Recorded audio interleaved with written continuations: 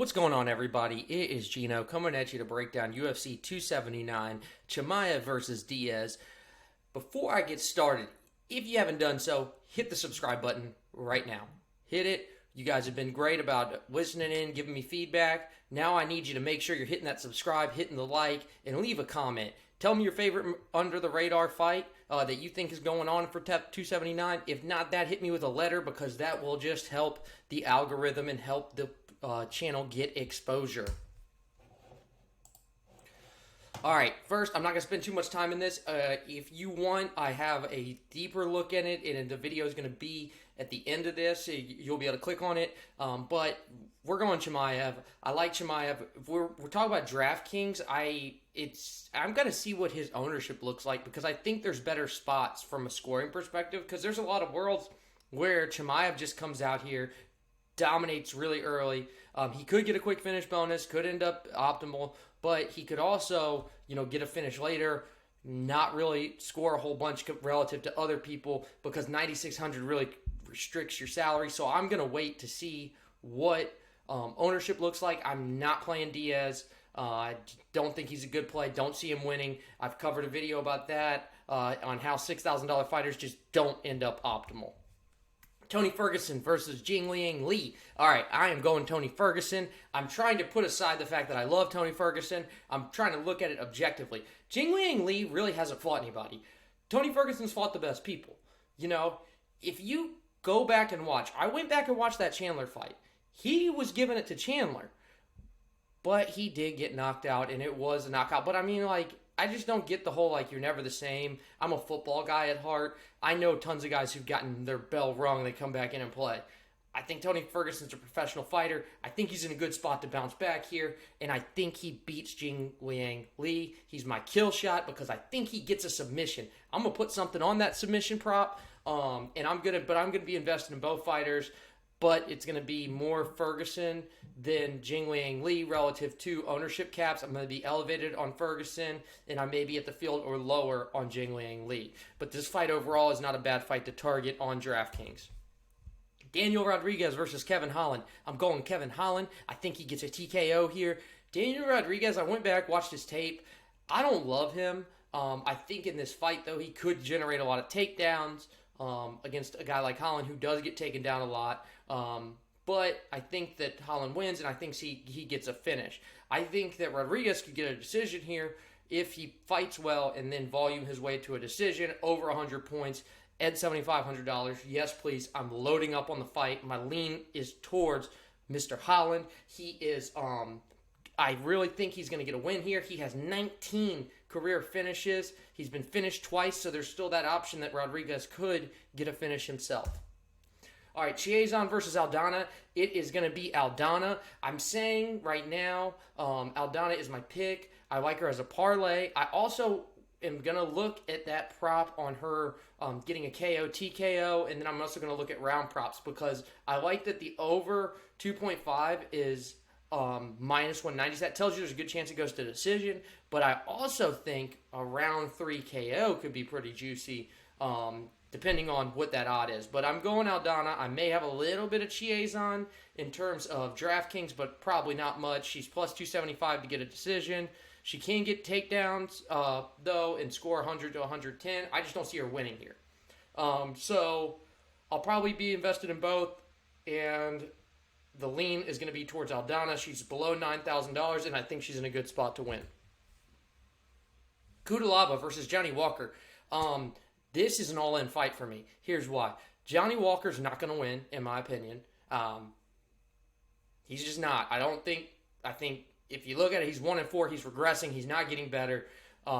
He had a Krylov decision loss, Santos decision loss, Jamal Hill first-round KO, Anderson first-round KO. He's fighting a guy in Kudalaba who, yes, he goes out and he'll exert his gas tank. He'll dominate quick and then just exert himself and end up losing. But I think I'm going to hope for good coaching, for the fact that he's a professional, that he's going to learn that. He's fighting a guy like Johnny Walker who comes out fast, gasses himself out, wears him down over time. It's under 1.5, minus 145. I like the over, and I like Kudalaba to get the win. But here's the thing. If Johnny Walker does come out and smoke him early, he gets an early finish bonus. It's $7,600. He is optimal without a doubt. This is a fight to load up on. This is a fight I'm going all in on. You got an $8,600 fighter, $7,600 fighter. Both guys have great ceilings. It's a good fight to load up on. Julian Erosa versus Hakeem Dawodu. I can't say it.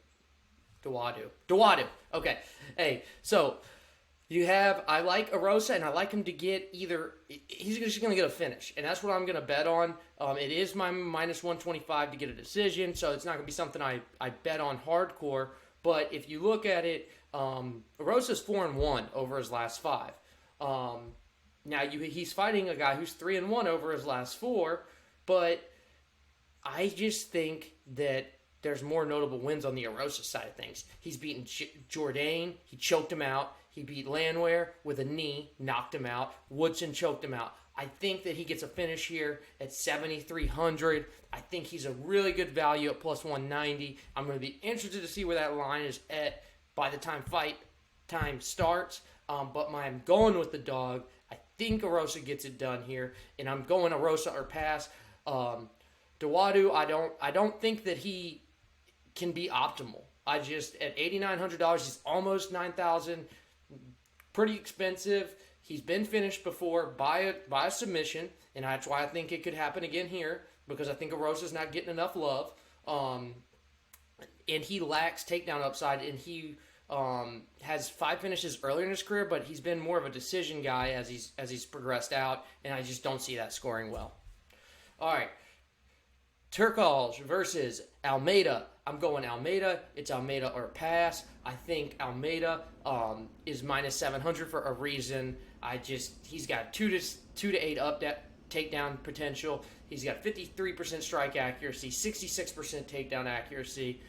He has 14 submission, TKO, and KO finishes within the first 2 rounds. I think he scores well here, and I actually like him, especially if he is going to be if he's going to be like 25% to Chimaev, who's $100 more at 60%. I think you can get some leverage there, because I think their ceilings are pretty similar in their spots, because there's a chance that Almeida comes in and smokes Turkalj.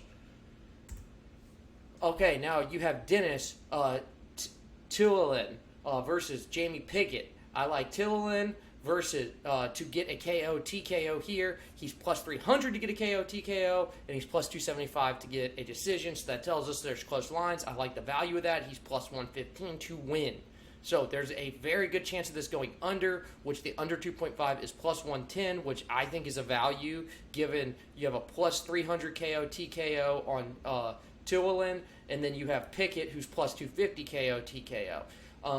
I just don't see Pickett having enough volume to score well at 8,300. I've got Tillelin or pass. I don't see myself playing much Pickett. I don't see him scoring well. The fight is plus 105 to end by KO TKO, but that doesn't always mean you're going to score well just because you finished. You've got to have some volume to go with it, especially when you're the favorite. Chris Barnett versus Jake Collier. All right. People are probably going to think I'm crazy, but I'm going Barnett at plus 285. I mean, he's a lot smaller than Collier, but I just don't think Collier's that good. I think the line is too far, and I chase value, not trying to be the perfect caller. You have Barnett, who does have 12 confirmed finishes. He's fighting a guy in Collier who has lost to Arlovsky. He was knocked out by Aspinall, but can you hold that against him? He lost a split to Felipe. I mean, he's been finished 3 times in his career, and I think it could happen here. I think a smaller guy like Barnett knows he has to come out aggressive. I think he could come out, get it done early at $7,100.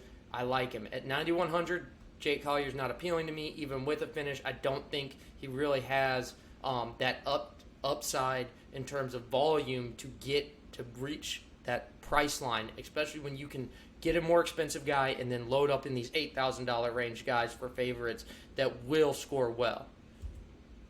Danielle Wolves versus Dumont. I'm fading the fight from a DraftKings. I'm not betting it. I don't like it, but I just don't think Wolf's good. One thing I'll say is Dumont at minus 325. If the line was a little better, it's women's MMA. I don't like it. The over 2.5 is plus 170, so that tells us that Dumont is a good chance to get a finish here, and that's all I'm going to say about that. Alatang versus Allinger. I'm going Alatang. It's going to be fielder lower for DraftKings on Alatang and Allinger. Because they do have possible paths to scoring well, especially at 8,400 and 7,800. But you look at Alatang, he's 3 to 4 takedown upside. I like that. That's not bad. But he's also a low volume striker, and so he's going to need a finish to fight well, to score well in DraftKings, and the over 2.5 is minus 180. If you look at Allinger, he's low volume. He's been taken down 9 times over his last 2 fights. So that's the one reason why I'm saying fielder lower, but I may go more on Alatang because I could see him voluming his way to a nice little decision win at $8,400 on DraftKings. You have Melissa Martinez versus Elise Reed. Martinez is relatively unknown. I'm just going to go with the dog. I'm just going to go with, not the dog, I'm going to go with Martinez here. She has 5 TKO wins. She's a little unknown. So I'm just going to roll with her. We know what Reed gives us. She did win a split against McKenna, but I think McKenna was off. I think she's gotten better since then. I don't see that happening again. She's been TKO'd by Hughes. She got TKO'd by Eubanks in round 1. I could see her getting smacked down here. But I'm going to go Martinez decision because the under 2.5 is plus 200. So I think the smart money is towards Martinez getting a decision, $8,500. I'm not going to go crazy on this fight, but I will have some Martinez. And then I am going to fade Elise Reed because even if she wins, I see it being very ugly and her not scoring well. Lioness versus Mr. Weeks. Okay, I am heavy on both fighters. Here is why.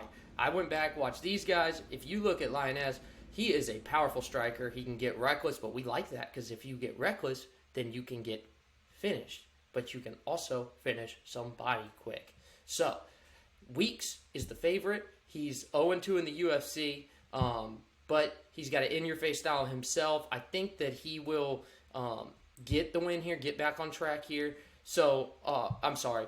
I don't think that. I don't think he'll get the win here. I'm looking at my notes. I don't think he'll get the win here. I think Lioness gets the win here at KO, TKO, but it's a close fight. So if he can get the win and get back on track here, Weeks will score well. That's $8,200, $8,000. I love this fight on DraftKings because I think the price is right for the potential of a finish and the potential scoring. The under 2.5 is minus 145.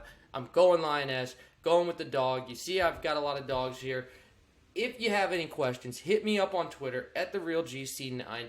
If not there, join the DFS Army. Link is in the description. We are going into football tonight for the first NFL game. I've got all my tools, so I'm doing all my MMA stuff, and the tools just make it so easy. Coach's notes, cheat sheets, domination station, have an optimizer. You should really check it out. Use my promo code DFLGino for 10% off. And finally, if you haven't done this and you're still watching, you better subscribe to the video if you haven't done it. Okay. Hey, guys, I appreciate it. Good luck this weekend. Hit me up if you have any questions.